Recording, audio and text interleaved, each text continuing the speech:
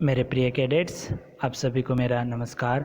आज दिनांक 20 मार्च 2021। आज के दिन हम जो है 10वीं कक्षा के अंतर्गत स्पर्श भाग 2 से पद्य भाग में से जो 5वीं कविता है उसे हम रिवीजन के तौर पर फिर से अध्ययन करेंगे। और यहाँ पर आप चित्र भी देख रहे हैं जिसका शीर्षक है, यानी इस पद्य का शीर्षक है पर्वत प्रदेश में पावस। तो इसके कवि सुमित्रानंदन पंत हैं, जो प्रकृति के सुकुमार, प्रकृति के कवि माने जाते हैं।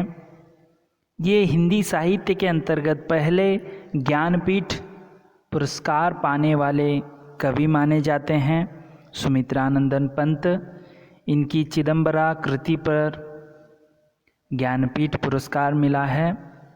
तो पर्वत प्रदेश में पावस, इस कविता के माध्यम से कवि सुमित्रानंदन पंत प्रकृति की असीम जो सौंदर्य है उसे आपके सम्मुख रखने का प्रयास जो है किया गया है। पिछले 2 वीडियो में हमने पहला पंक्ति और दूसरी पंक्ति की विस्तृत अध्ययन की है।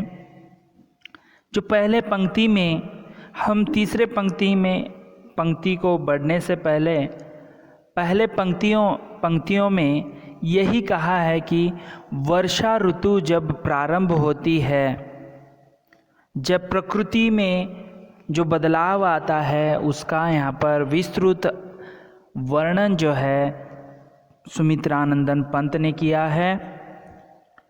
पर्वत, जब वर्षा ऋतु में पर्वत जो है गोलाकार, वह हरा भरा हो जाता है। वहाँ पर हजारों फूल जो हैं खिल जाते हैं।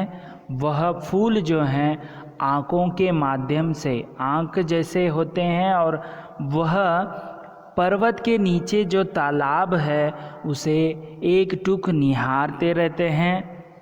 उसके साथ साथ आगे कवि कहते हैं कि एक विशाल जो तालाब है पहाड़ या पर्वत के नीचे, वह साफ और सुथरा है, स्वच्छ है, और वह दर्पण की तरह दिख रहा है।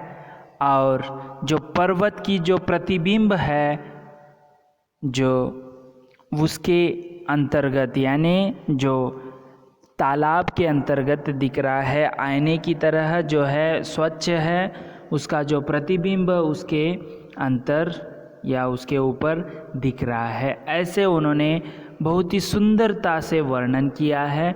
उसी प्रकार दूसरे पंक्तियों में उन्होंने कहा है कि जैसे पर्वत को एक शरीर का रूप दिया हुआ है, और शरीर यानी जो छाती का भाग है पर्वत, वहाँ से जो झरने हैं वह नीचे गिरते हैं, और झरने के प्रत्येक बूंद जो हैं मोती के तरह दिख रहे हैं।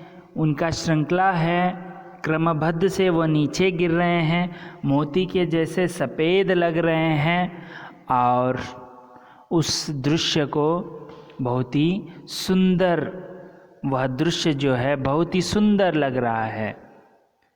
और पर्वत की जो यहाँ पर गुणगान कर रहे हैं कवि, जो हैं पर्वत की गुणगान कर रहे हैं। और इस दर्शकों को यह दृश्य देखकर, जो दर्शकों को या पाठकों को क्या होता है, नस नस में उत्तेजना जो है छा जाती है। इस कविता के माध्यम से कवि जो है कल्पना लोक में आपको अग्रसर करते हुए प्रकृति की असीम सौंदर्य से दुख दर्द को आप भूल सकते हैं, और आपके नस नस में उत्तेजना भर जाती है। उसके साथ साथ आपका मन जो है या उत्साह और उमंग से होत-प्रोत, यानी उसमें ज़्यादा आपको होत-प्रोत है छा जाता है। और उसके साथ साथ यहाँ पर पर्वत को उन्होंने जब यह दृश्य देखकर आसपास के पेड़ जो हैं वह एक टोक यानी अटल होकर खड़े होकर वह चिंतालीन खड़े हुए हैं, और वह इस दृश्य को देखकर इस प्रकृति के सौंदर्य के और रहस्य को उलझाने में सुलझाने में लगे हुए हैं। जो रहस्य है, किस प्रकार ये सौंदर्य बना है, इस रहस्य को सुलझाने में वह जो है अटल रुके हुए हैं। यहाँ पर पेड़ पौधे और वह एक टोक जो है इस प्रकृति के सौंदर्य को निहार रहे हैं। इस प्रकार उन्होंने दूसरे पंक्ति में वर्णन किया है। आज हम सुमित्रानंदन पंत के पर्वत प्रदेश में पावस इस कविता की तीसरी पंक्ति जो इस प्रकार है। उड़ गया अचानक लो भूधर फड़का अपार पारद के पर, रवशेष रह गए हैं निर्झर है टूट पड़ा भू पर अंबर, धंस गए धरा में सभय शाल उठ रहा धुआं जल गया ताल, यो जलद यान में विचर विचर था इंद्र खेलता इंद्रजाल। तो इस कविता का वर्णन करने से पहले इसकी जो शब्दार्थ हैं, इस पंक्तियों में शब्दों के शब्दार्थ को देखेंगे।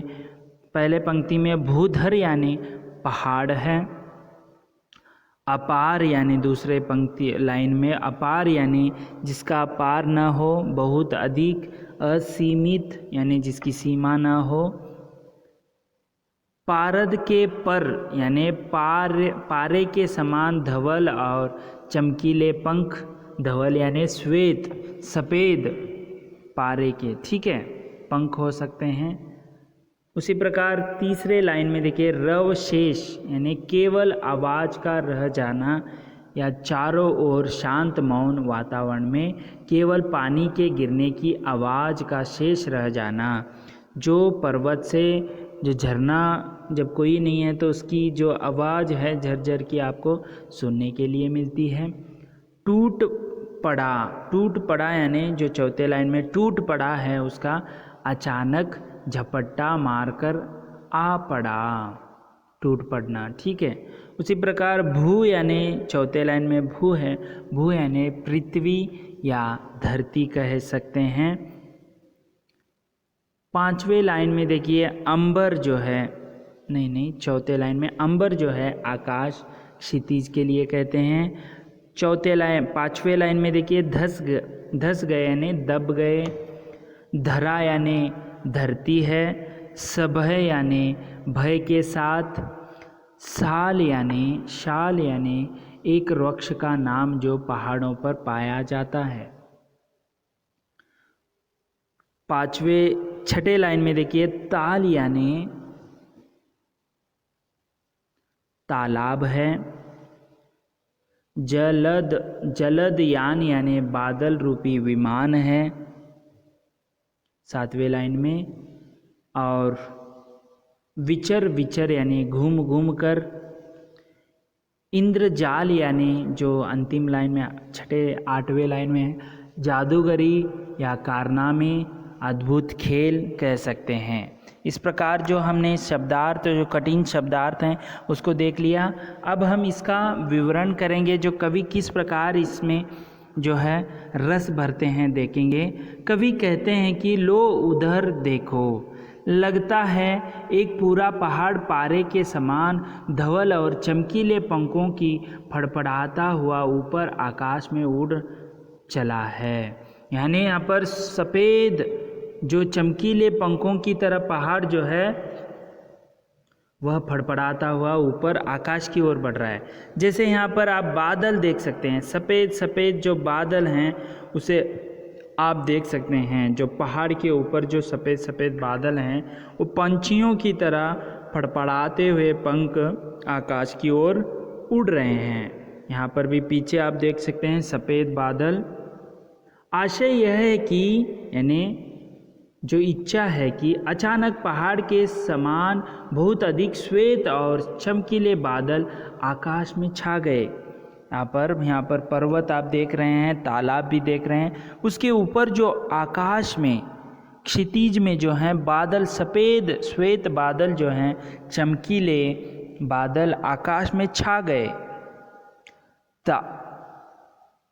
यहाँ तक कि झरने भी दिखना बंद हो गए। यानी जो बादल इतने बड़े थे कि वह पर्वत ऊंचे होने के कारण झरने भी जो हैं बादल में ढक गए हैं, बस उनकी झरझर आवाज़ शेष रह गई है।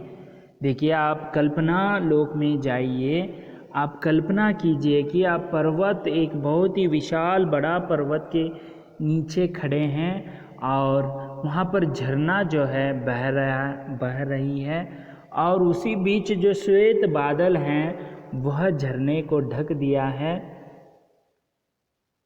और ढकने के कारण केवल वहाँ से जल जल जो आवाज़ है, ध्वनि है, उतना ही आपको शेष यानी सुनाई दे रहा है।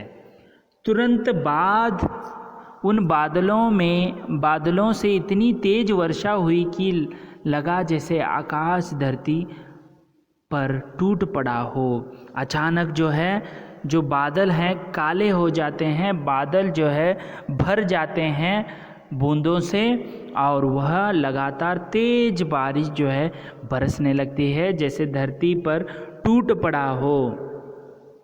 टूट पड़ना यानी वही बताया है मैंने आपको, टूट पड़ना यानी जो है अचानक झपट मार जाना, यानी अचानक नीचे जो है लगातार वर्षा जो होने लगी है। आप यहाँ पर देख सकते हैं टूट पड़ना। उसने बारिश रूपी बाणों से धरती पर आक्रमण कर दिया है। जैसे यहाँ पर बूंद जो है आप देख सकते हैं, बाणों की तरह धरती पर जो है आक्रमण कर दिया है। शाल के पेड़ बादलों के झुंड में ऐसे धसे हुए प्रतीत हो रहे हैं कि लगता है मानो वे भयभीत होकर धरती में धस गए हो। जो यहाँ पर पर्वत पर आप पेड़ों को देख सकते हैं, जो शाल जो एक वृक्ष है जो पहाड़ों में पाया जाता है, वह धस चुके हैं। धसना यानी अंदर जो है जा चुके हैं, ठीक है। उसी प्रकार आगे कहते हैं कि जो धरती में धस गए हैं पेड़, तालाब के जल से उस तरह धुआं उठने लगा है मानो तालाब के जल में आग लग गई हो। आप तालाब को देख सकते हैं, पानी के बूंदे गिरने से जो है वहाँ पर धुआं जो है आप बगल में देख सकते हैं, उसके सामुख झरना के जो धुआं जो उठ रहा है वह आग लग गई हो ऐसे लग रहा है। इस प्रकार वर्षा का देवता इंद्र बादल रूपी विमान में घूम घूम कर अपने जादुई खेल दिखा रहा है। इंद्र जो है बादल के ऊपर, बादल जो है उसका वाहन बना लिया है, ऐसे कल्पना जो है सुमित्रानंदन पंत ने किया है। वह बादलों पर बैठकर जो इस तांडव को, इस वर्षा रूपी जो खेल को वह देख रहा हो ऐसे लग रहा है। उसी प्रकार इस प्रकार वर्षा के देवता इंद्र बादल रूपी विमान में घूम घूम कर, यानी वर्षा स्वयं जो देवता है,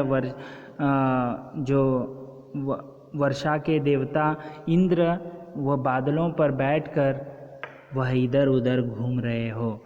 आशय यही है कि वर्षा में पहाड़ पर क्षण क्षण में अद्भुत दृश्य दिखाई देता है। वर्षा के समय जो है अद्भुत दृश्य जो है दिखाई देता है। तो मेरे प्रिय कैडेट्स, आपको इस पंक्तियों में यही कहा गया है कि पर्वत जो है, पर्वत में झरने जो हैं, तालाब है, ये सभी दृश्य जो है उसी बीच जो है वहाँ पर श्वेत सफ़ेद बादल जो आ जाते हैं, छा जाते हैं, उसमें पहाड़ ऊंची होने के कारण जो झरना है बादलों में ढक गया है। केवल उनकी आवाज़ जो हमें सुनने मिल रही है, और अचानक क्या हो गया, श्वेत बादल जो हैं काले बादल में परिवर्तित होकर और वह तेज वर्षा जो है धरती पर जो है टूट पड़ गई। जैसे धरती पर टूट पड़ना, हावी होना, ऐसे वर्षा होने लगी और बारिश रूपी बाण जो हैं धरती पर गिरने लगे। और उसी प्रकार पर्वत में दिखने वाले शाल पेड़ों को जो इस वर्षा के कारण वह धस गए ऐसे लग रहा है, और वह शाल जो पेड़ हैं वह भयभीत हो गए हैं ऐसे लगता है।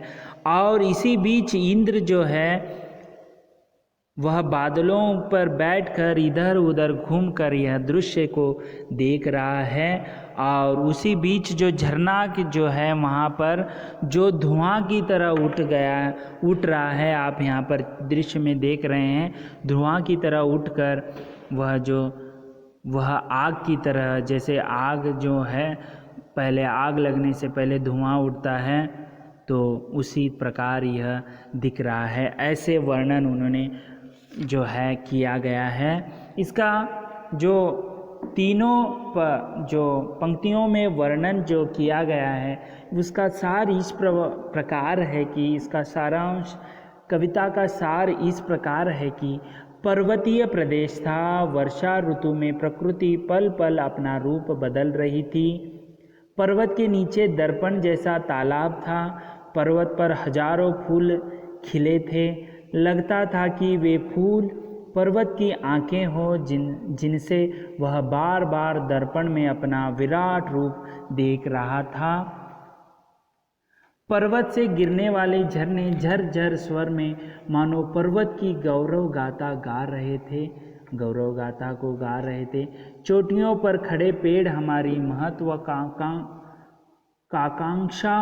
के समान ऊंचे थे। वे मानो चुपचाप अपलव यानी एकटुक और चिंतामग्न होकर नीले आकाश को निहारे जा रहे थे। इस प्रकार दूसरे पंक्ति में कहा है। तीसरे पंक्ति में अचानक बादल ऐसे ऊपर उठे मानो पूरा पहाड़ अपने पंख फड़फड़ाकर उड़ चला हो। झरने दिखना बंद हो गए, उनका शोर रह गया।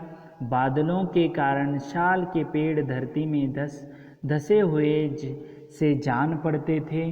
तालाब से उड़ता धुआं देखकर लगता था मानो तालाब जल गया हो। इस प्रकार इंद्र देवता घूम घूम कर अपना इंद्रजाल दिखला रहे थे। इस प्रकार जो है कविता जो सुंदर जो प्रकृति का वर्णन तीनों पंक्तियों के अंतर जो है इसका वर्णन जो दायित्व है ऐसे वर्णन करने का जो सुमित्रानंदन पंत को जाता है, जो प्रकृति के प्रेमी माने जाते हैं। मेरे प्रिय कैडेट्स, आपको समझ में आया होगा कि प्रकृति का वर्णन किस प्रकार किया गया। यहाँ पर मुख्य रूप से वर्षा ऋतु है, पहाड़ है, झरना है और बादल और तालाब को आप इसका जो विस्तृत अध्ययन इस 3 वीडियो के अंतर्गत आपने किया होगा। मैं आशा करता हूँ कि यह जो कविता है आपको बहुत ही अच्छी तरह समझ में आई होगी। और इस प्रकार आज हमने 3 वीडियो के अंतर्गत इस पर्वत प्रदेश में पावस का विस्तृत अध्ययन किया भाव सहित। और अगले वीडियो में हम इसके प्रश्नोत्तर पर समग्र चर्चा करेंगे। तब तक के लिए धन्यवाद। आपका दिन मंगलमय हो।